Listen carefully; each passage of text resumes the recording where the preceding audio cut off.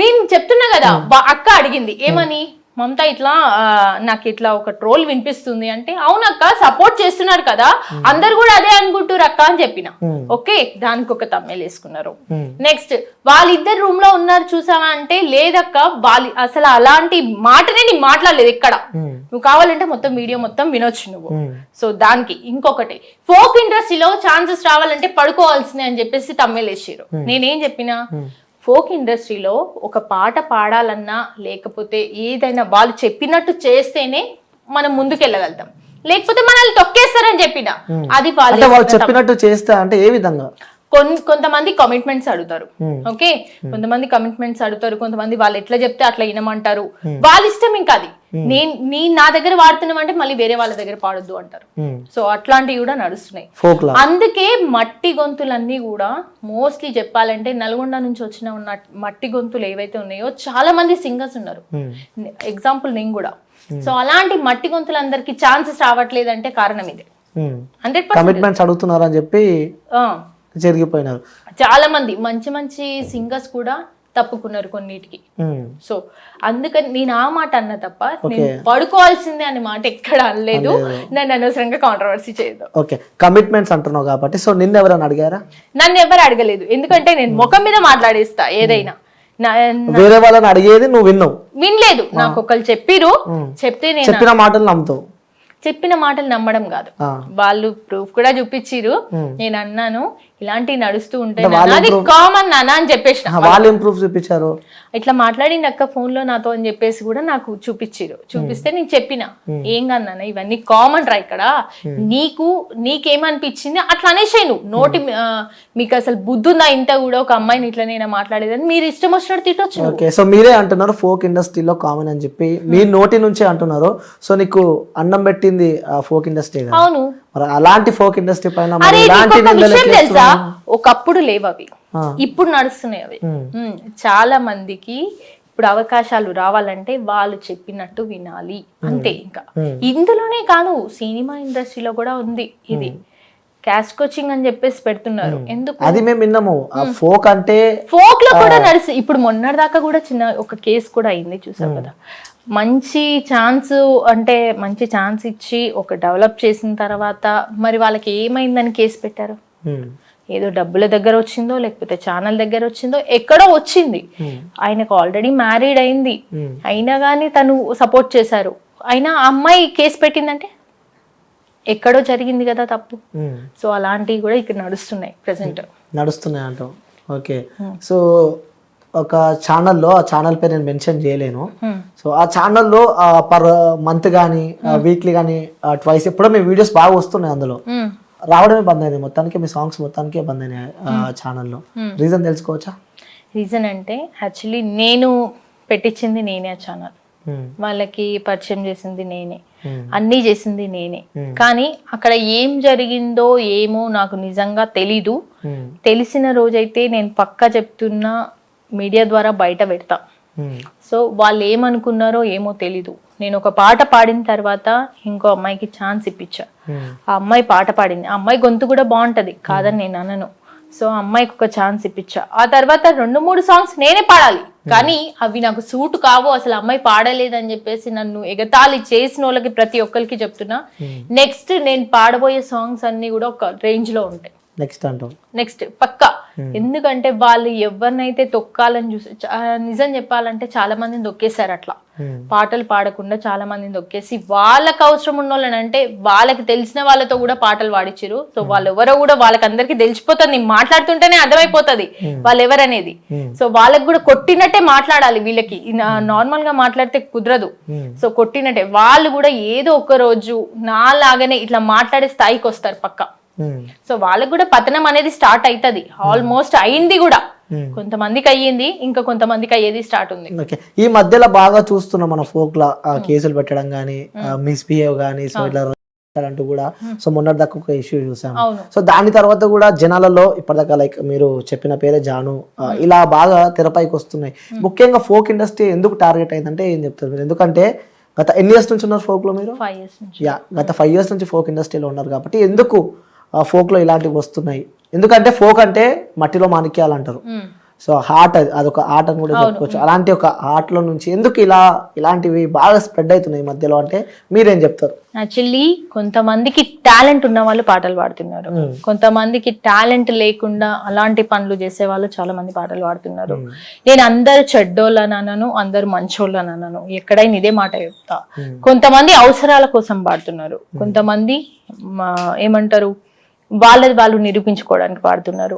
So కొంతమంది ఏంటంటే ఎట్లా అంటే వచ్చినామా ఇండస్ట్రీకి వచ్చినాం, పాడినామా వెళ్ళిపోయినామా, నాకు ఇస్తున్నారు ఇంతవరకే అట్లుంటున్నారు. కొంతమంది అదే జీవితంగా భావించి కూడా పాడే వాళ్ళు కూడా ఉన్నారు. సో కొంతమంది కమిట్మెంట్ కి లోన్ అయి పాడుతున్నారు, కొంతమంది నిజాయితీగా పాడుతున్నారు. కమిట్మెంట్స్ కి లోన్ అయి పాడుతున్నారు అని చెప్పావు కదా. సో నువ్వు ఎప్పుడైనా దగ్గర నుంచి ఈ కమిట్మెంట్స్ కి ఇష్యూకి సంబంధించి ఫైట్ చేశారా? నేను అసలు ఇప్పటి వరకు నేను ఎక్కడ కమిట్మెంట్స్ ఎవరు అడగలేదు, నా జోలికి రారు. ఎందుకంటే నేను ముఖం మీద అని పడేస్తా ఏదైనా మాట అంటే, వాళ్ళ ఇజ్జతంతా పోతుంది ఆడ, ఇష్టం వచ్చినట్టు మాట్లాడతా నేను. సో కారణం కూడా ఇదే అవ్వచ్చు, నేను ఇట్లా మాట్లాడుతున్నానని నన్ను ఇట్లా దూరం పెట్టిరేమో అని నేనే అనుకుంటా ఒక్కోసారి. సో యాక్చువల్లీ 1 year అంటే నేను పాడిన పాట హిట్ అయిన తర్వాత నేను అందులో కనిపించలేదు, ఎందుకంటే నాకు ఎవ్వరు సపోర్ట్ లేదు. నాకు అసలు తీసుకొచ్చిందే అంటే యాక్చువల్లీ వాళ్ళు నా పాట విని, బతుకమ్మ పాట విని ఈ అమ్మాయికి టాలెంట్ ఉంది అని చెప్పేసి వాళ్ళు తీసుకొచ్చి ఒక 10 songs పాడించడానికి ట్రై చేశారు. అది కాకుండా చేసిన వాళ్ళకి అందరికీ చెప్తున్నా ఇప్పుడు కూడా, వాళ్ళకి పక్క పతనం స్టార్ట్ అవుతుంది వాళ్ళకి.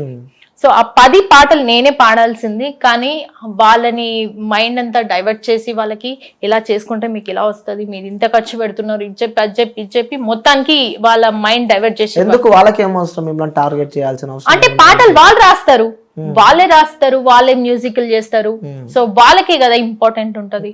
సింగర్స్ అంటే వాళ్ళ దగ్గర 100 ఉంటారు, వాళ్ళు ఎట్లా చెప్తే ఇట్లా వినేటోళ్ళు మస్తు మంది ఉంటారు, వాళ్ళందరినీ పట్టుకోవచ్చు.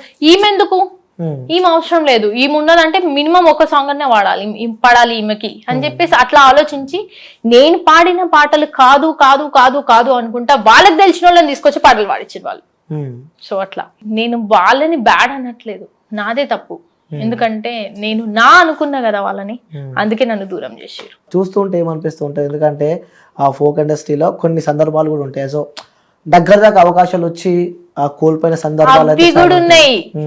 ఒక పాటని నేను 10 సార్లు వాడినా, ఒకటే సాంగ్, ఒక్క పాటని. వాళ్ళన్నారు నన్ను ఈ మాట నేను పాడలేని అన్నారు అని చెప్పేసి రాత్రి వాళ్ళు కష్టపడి ఆ పాట పాడినా గానీ అది పాట నాది సెట్ కాదని చెప్పేసి నన్ను పంపించిన రోజులు. ఆ రోజు నేను ఏడ్చినప్పుడు నాకు అనిపించింది, ఈ అమ్మ ఈ ఇండస్ట్రీ వద్దు, ఈ ఫోక్ ఇండస్ట్రీ వద్దు, ఈ పాట వద్దు, ఏదొద్దు అనుకున్నప్పుడు. ఆ తర్వాత నెక్స్ట్ వచ్చిన పాటను కూడా ఈ అమ్మాయికి సెట్ కాదన్నారు. ఇంకో నెక్స్ట్ వచ్చిన సాంగ్ కూడా నాకు సెట్ కాదన్నారు. ఇంకో దగ్గర మొత్తం పాట వాడినాక కూడా ఈ అమ్మాయికి పాట సెట్ కాదన్నారు. అట్లా నేను దగ్గర ఒక 10-15 ఎదుర్కొన్నా. చల్ నీ అమ్మాయి అంత కరెక్ట్ కాదు, నాకు ఈ లైఫ్ కి అసలు ఈ పాటలు వద్దు, ఏమొద్దు అని చెప్పేసి, ఇట్లయితే కాదు, నాకు ఎవరు సపోర్ట్ లేరు, నాకు ఎవరు తెలియదు, నాకు వద్దు అని చెప్పేసి అప్పుడు వెళ్ళిపోయి ఒకరోజు ఆలోచించుకున్నా, నాకు నేను ఈ పాటలు ఎలాగో అవకాశాలు రావట్లేదు, వాళ్ళన్నారు నేను పాడలే, నిజంగా నేను పాడలేనా, నాకు గొంతు లేదా, దేవుడు నాకు వరం ఇవ్వలేదా, ఎందుకు నేను పాడలేనా, పాడిన పాట అంత హిట్ అయింది కదా, నాకెందుకు అవకాశాలు వస్తలేవు అని మస్తు ఆలోచించిన, మస్తు బాధపడ్డా, మస్తు ఏడ్చిన. తర్వాత అనుకున్నా ఇంకా ఏం చేయగలుగుతా నేను, ఇది కాకుండా ఇంకా ఏం చేయగలుగుతా, ఇది కాకుండా జాబ్లా నా వల్ల కాదు, వెళ్ళి పొద్దు నుంచి రాత్రి దాకా కూర్చోవడం నాకు అది కాదు, ఏం చేయాలి. అలా అని కూడా 1 year నేను సాఫ్ట్వేర్ చేసిన, మ్యాపింగ్ చేసిన, అందులో కష్టపడ్డా చాలా. అంటే చాలా వాళ్ళు ఇష్టం వచ్చినట్టు, అంటే వాళ్ళు ఇష్టం వచ్చిన షిఫ్ట్లు వేసేటోళ్ళు, అట్లా కూడా కష్టపడ్డా. ఇది కూడా కాదు, కరెక్ట్ కాదు, నేను ఏదో చెయ్యాలి అని చెప్పేసి అప్పుడు పాటలు పాడుతుంటే కూడా ఒక ఆలోచన వచ్చింది, తెలంగాణ స్లాంగ్ నేను మంచి మాట్లాడతా, యాంకరింగ్ ఎందుకు చేయొద్దు, నేను యాంకరింగ్ చెయ్యాలి, ఎవరిని అడగాలి, ఎవరు తెలియదు, ఎవరిని అడగాలి అని అప్పుడు ఆలోచిస్తుంటే మా అన్న ఒక అన్న పరిచయమే ఇంకో అన్నని పరిచయం చేసి దింపిడం. అక్కడ దుమ్ము దుమారం అని ప్రోగ్రామ్ చేసిన. ఆ తర్వాత నెక్స్ట్ వాళ్ళకి ఏమో డిస్టర్బెన్స్ వచ్చినాయి, ప్రోగ్రామ్ తీసేసారు.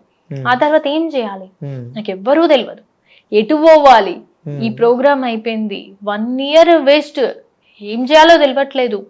అప్పుడు మెల్లగా అప్పుడు యూట్యూబ్ సర్చ్ చేస్తుంటే కింద నేమ్స్ వస్తాయి కదా, సార్ వాళ్ళందరికీ కాల్ చేసి మెసేజ్ చేసి సార్ ఒక్క అవకాశం ఇవ్వండి పాట పాడడానికి అని ఎంత బతిమల్లా గానీ ఒక్కనికంటే ఒక్క నా కొడుకు కూడా అసలు కొంచెం కూడా దయ జాలి గుణం ఏది లేదు. కొంతమంది అయితే అడిగిరు కూడా, నీకు పాటిస్తే మాకేంది అడిగినారు, కానీ వాళ్ళకి నేను సమాధానం చెప్పలేదు. లైట్ తీసుకున్నా, నాకు తెలుసు ఏదో వాళ్ళందరూ ఇట్లనే ఉంటారని కూడా. సో నేను వాళ్ళకి సమాధానం చెప్పలేదు. కానీ ఒక అన్న దయదలిచి ఒక పాట ఇచ్చింది నాకు. ఆ అన్న తర్వాత ఇంకో అవకాశం వచ్చింది, నరేష్ అని ఇంకో అతను, శ్రీకాంత్ నరేష్. ఈ తర్వాత లావణ్య అక్కతో పాడిన తర్వాత ఇంకో అవకాశం వచ్చింది.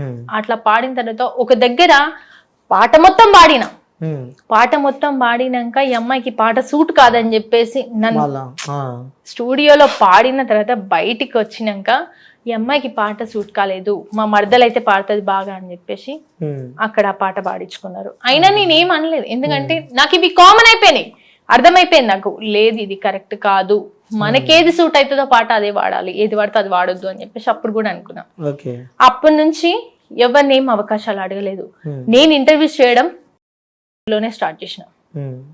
గంగక్కని, భూతం రమేష్ అన్నని ఇంటర్వ్యూ చేసిన తర్వాత, తెలంగాణ కళాకారులను ఇంటర్వ్యూ చేసిన తర్వాత నాకు రగన్నిచ్చిన ఒక మంచి అవకాశం ఏంటంటే మమత ఇంటర్వ్యూస్ కూడా చేయగలుగుతుంది, ధైర్యం ఇచ్చిండు.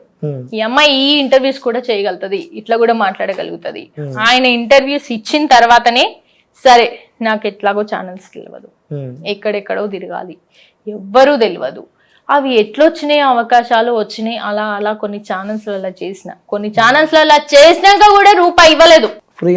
కొన్ని ఛానల్స్ కి ఫ్రీగా చేసిన, అయినా ఏమనలేదు. కొన్ని ఛానల్స్ కి తెలంగాణ స్లాంగ్ లో, నేను తెలంగాణ స్లాంగ్ లో మాట్లాడతా కదా, సో ఆ ప్రోగ్రామ్ చెయ్యాలని ఎంతో తపన పడ్డా, మస్తు ట్రై చేసిన, ఎక్కడెక్కడో తిరిగినా, కానీ ఎక్కడా ఛాన్స్ దొరకలే. వేరే దగ్గర ఒక దగ్గర చేస్తే వాళ్ళకి ఏమనిపించిందో ఏమో తెలీదు, మాకు ఈ ప్రోగ్రామ్ సెట్ కాదు ఇందులో అన్నారు. ఓకే అని చెప్పేసి అందులో నుంచి వెళ్ళిపోయినా. కానీ చేసిన దానికి 1 month చేసిన దానికి ₹1 ఇవ్వలేదు. సో అదొకటి. అట్లనే ఇంటర్వ్యూస్ చేసిన దానికి, ఒక దాంట్లో ఇంటర్వ్యూ చేస్తే పర్షన్ బాయ్ సిమ్రాన్ ది ఇంటర్వ్యూ చేస్తే వాళ్ళకి ఎక్సలెంట్ వ్యూస్ వచ్చినాయి, వాళ్ళు పెట్టిన వీడియోసే పెట్టుకురు, మొత్తం వాళ్ళ ఛానల్ అమౌంట్ ఇచ్చిరు వాళ్ళు. నేను కాదన్నాను, ఎందుకంటే పర్షన్ బాయ్ సిమ్రాన్ చేసినప్పుడు నాకు ₹1 కూడా ఇయ్యలేదు, కానీ ఆ వ్యూస్ పెరిగిన తర్వాత వాళ్ళు ఇచ్చిరు. ఓకే, సో అట్లా మీ లైఫ్ జర్నీ స్టార్ట్ అలా ఇంటర్వ్యూస్ మినిమం ఒక 400 దాకా నేను చేయొచ్చు. సూపర్. సో అట్లా మీ లైఫ్ జర్నీ స్టార్ట్ అయింది. సో రీసెంట్ గా కూడా ఒక పాట మీద వైరల్ అవుతుంది, ఫోక్ సాంగ్ ఒకటి. సో ఒక్కసారి మా వ్యూవర్స్ కోసం ఆ సాంగ్ ఒకసారి. గున్నా గున్నా మామిడి గుట్టెనకనలా రేగడి కట్ట కింద ఉంది నా మడి, వచ్చి పోరా నువ్వు ఎగబడి, కట్ట కింద ఉందే నీ మడి, నేను వస్తా పాయే కైకిలి, అరే దున్ని దున్ని నీ మడి దింపుతా పాయే నాగలి, దున్నితే దుమ్మే లేవాలి నీ దమ్ములు కనబడాలి, దున్నితే దుమ్మే లేవాలి నీ దమ్ములు కనబడాలి, సాటేసిన నగలికరు దున్నితానే పిల్ల నీ సెనుమల్లు, సాటేసిన నగలికరు దున్నితానే పిల్ల నీ సెనుమల్లు. ఓకే, సో ఈ అవకాశం ఎట్లా వచ్చింది? పవన్ రాథోడ్. ఓకే, జబర్దస్త్ పవన్ రాథోడ్. ఈ పాట ఇటుంటే ఏదో డబుల్ మీనింగ్ నాకు గుర్తు వస్తుంది. యాక్చువల్లీ అందరు అనుకుంటారు, నిజంగానే అది double meaning song. Double meaning song అనుకుంటా నేను కూడా, కానీ అంత అనుకోలే. అప్పుడు ఏమనుకున్నా అంటే ఎలాంటి పాటలైనా పాడాలి, మనకి డబుల్ మీనింగ్ సాంగే ఎక్కువ పోతున్నాయి ఇప్పుడు వ్యూస్ కూడా. సో ఎలాంటి పాటలైనా. మీకేం అర్థమైంది ఇందులో డబుల్ మీనింగ్? నాకు అర్థం కాదు. నాకు కూడా ఏం అర్థం కాలేదు నిజంగా, చాలా మంది అంటుంటే అర్థమైంది. అవును డబుల్ మీనింగ్ అని చెప్పి నాకు అర్థం కాదు. ఒక్కసారి మళ్ళీ ఒకసారి నా కోసం సాంగ్ పాడా వినాలనిపిస్తుంది ఒక్కసారి. నేను అది చాలా సాంగ్, మా వ్యూవర్స్ కూడా నేను ఇంటర్వ్యూ చేస్తున్నా, ఒకసారి ఆ సాంగ్ వాడిపి దాని ఉన్న అర్థం ఏందో తెలుసుకోవాలని చెప్పి వాళ్ళు కూడా అనుకుంటున్నారు, కాబట్టి ఒకసారి మళ్ళీ వాడు. నిజంగా చెప్తున్నా, డబుల్ మీనింగ్ అంటే నేను ఒకసారి నువ్వు నార్మల్ గా వాడు అంటే నా వినాలని అనిపిస్తుంది. గున్నా గున్నా మామిడి కుట్టెనకనలా రేగడి కట్ట కింద ఉంది నా మరి, వచ్చి పోరా నువ్వు ఎగబడి, కట్ట కింద ఉందే నీ మడి, నేను వస్తా పాయే కైకిలి, అరే దున్ని దున్ని నా మడి దింపుతా పావే నాగలి, అరే దున్నితే దున్నే లేవాలి నీ దమ్ములు కనబడాలి, దున్నితే దున్నే లేవాలి నీ దమ్ములు కనబడాలి. నాకు తెలియదు. సాటేసిన నగలికరు దున్నితానే పిల్ల నీ సెనుమల్లో అంటే అర్థమైంది. నాకు తెలియదు.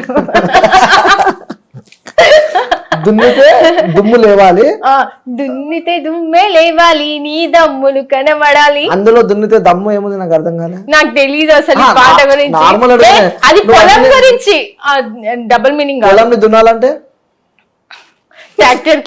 ట్రాక్టర్ అది ఏమంటారు, డ్రైవ్ చేయాలి కదా, దానికి దమ్ము ఉండాలి అని. దమ్ము ఎందుకు, నడిపితే చాలు, కాళ్ళు చేతులు ఉంటే దానికి దున్నడానికి దమ్ము ఉండాలి. అవును, ఓకే. ట్రాక్టర్ పాటను నాకు నిజంగా తెలియదు దీని గురించి. నాకు ఒక అక్క ఫోన్ చేసి ఏం మమతా ఇట్లాంటి పాట వాడినా అంటే, ఎట్లాంటి పాట వాడినా అక్క అంటే, పిచ్చిదా నాకు తెలియదు అని, నువ్వు ఎట్లాంటి పాట వాడినా అంటే, ఏం లేదు అక్క పవన్ వాడమని నేను పాడినా.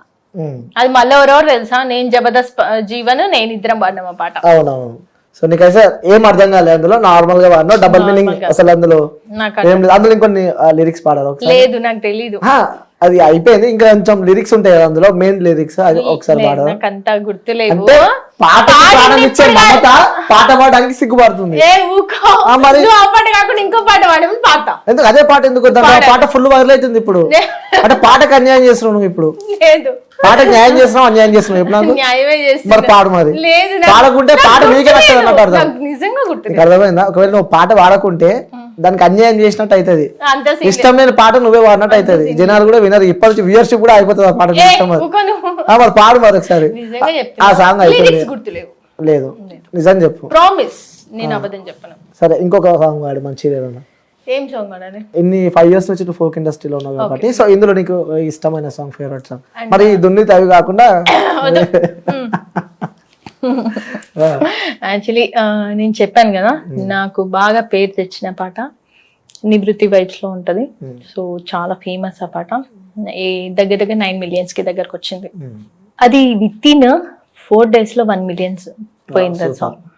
నీలి నీలి కల్లావడే వని మాయన నిలువున దించినడే, నిండు పున్నమి ఎన్నెల తిరుబడు నిండు మనసు అందగడే, నీలి నీలి కల్లావడే వని మాయన నిలువున దించినడే, నిండు పున్నమి ఎన్నెల తిరుబడు నిండు మనసు అందగడే, పట్టేసుకుందునా పట్టు జారిపోదునా కట్నాలు ఇయ్యకుండా కట్టేసుకుందునా, పట్టేసుకుందునా పట్టు జారిపోదునా కట్నాలు ఇయ్యకుండా కట్టేసుకుందునా, నీలి హర నీలి హర నీలి నీలి కల్లావడే బని మాయన నిలువున దించినడే, నిండు పున్నమి ఎన్నెల తిరువడు నిండు మనసు అందగడే, నిద్దుర వట్టదు ఇదేం రోగం అని గురుతులే నాకు నిరంతరం, ఆకలి లేదు దహం లేదు నన్నాగం చేసెను పోరాగడు, నిద్దుర వట్టదు ఇదేం రోగం అని గురుతులే నాకు నిరంతరం, ఆకలి లేదు దహం లేదు నన్నాగం చేసెను పోరాగడు, పట్టేసుకుందునా పట్టు జారిపోదునా కట్నాలు ఇయ్యకుండా కట్టేసుకుందునా, పట్టేసుకుందునా పట్టు జారిపోదునా కట్నాలు ఇయ్యకుండా కట్టేసుకుందునా, నీలి అర నీలి అర నీలి నీలి కల్లావడే వని మాయన నిలువున దించినడే, నిండు పున్నమి ఎన్నెల తిరుబడు నిండు మనసు అందగడే. సూపర్. అంటే ఈ పాట ఇప్పుడు వాడినాను చెప్పినా కదా, బతుకమ్మ పాట. ఎన్ని ఇయర్స్ అవుతుంది సాంగ్ వాడి? 3 years అవుతుంది. ఇప్పటిదాకా వాడిన పాట వాడి ఎన్ని మంత్స్ అవుతుంది, ఎన్ని ఇయర్స్ అవుతుంది? జస్ట్ ఒక 6 months 7 months అవుతుంది. ఇప్పుడు నిజం చెప్పు, ఎప్పుడో వాడిన పాట గుర్తుంది నీకు, మొన్న వాడిన పాట గుర్తులేదు? ప్రామిస్ గా చెప్తున్నా, లిరిక్స్ నిజంగా గుర్తులేవు. నీకు ఉన్నది ఉన్నట్టే చెప్తున్నా. ఒకసారి చూసి పాడవచ్చు కదా మా కోసం. నేను మా కెమెరామెన్స్ అందరూ పిచ్చ ఫ్యాన్ ఆ సాంగ్ కి, ఒక్కసారి ఆ సాంగ్ పాడాల్సింది. నిజంగా చెప్తున్నా, లిరిక్స్ లేవు నా దగ్గర. నా దగ్గర ఉన్న మొబైల్లో, అంతకు ముందు ఉన్న మొబైల్లో ఆయన లిరిక్స్ పంపిస్తాడు కదా, అది ఉండే, కానీ నా మొబైల్ మారింది. ఓకే, సో అది పక్కన పెట్టు. సో ఇప్పుడు ప్రజెంట్ ఉన్న డేస్ లో మనం ఫోక్ సాంగ్స్ చూస్తూనే ఉన్నాం. పాజిటివ్ కన్నా నెగిటివ్ గా, అంటే డబల్ మీనింగ్ సాంగ్స్ తో కూడా బీభత్సంగా వైరల్ అవుతున్నాయి. అప్పుడు మీకేమనిపిస్తుంటుంది? ఎందుకంటే ఒక ఫోక్ అంటే మట్టిలో మాణిక్యాలు అంటారు కాబట్టి, సో స్వచ్ఛమైన పల్లె గీతాలు ఉంటాయి, సో అవి వింటూ ఉంటే ఇంకా వినాలి అనిపిస్తూ ఉంటాయి. కానీ ఇప్పుడు వస్తున్న సాంగ్స్ అయితే మొత్తం నెగిటివ్ వస్తున్నాయి, అంటే డబల్ మీనింగ్ మాటలతో. మీరు పాడిన సాంగ్ కూడా అది వింటుంటే డబల్ మీనింగ్, ఏదో దున్ను అనుకుంటే ఏదో వాడిరు. అది కూడా డబల్ మీనింగ్ ఉంది. సో అది పక్కన పెట్టు. సో చాలా ఫోక్ ఇలా వస్తుంటే మీకేమనిపిస్తూ ఉంటది? అంటే ఇప్పుడు అన్ని పాటలు అట్లా వస్తలేవు, కొన్ని జానపదాలు కూడా మంచిగా వస్తున్నాయి. ఇప్పుడు జానపదాలు కూడా పాడుతున్నారు. కొన్ని అట్లాంటి సాంగ్స్ ఎక్కువ ఏంటంటే ఇలాంటి సాంగ్సే వైరల్ అవుతున్నాయి, అందుకే అలాంటి సాంగ్స్ పాడుతున్నారు చాలా మంది.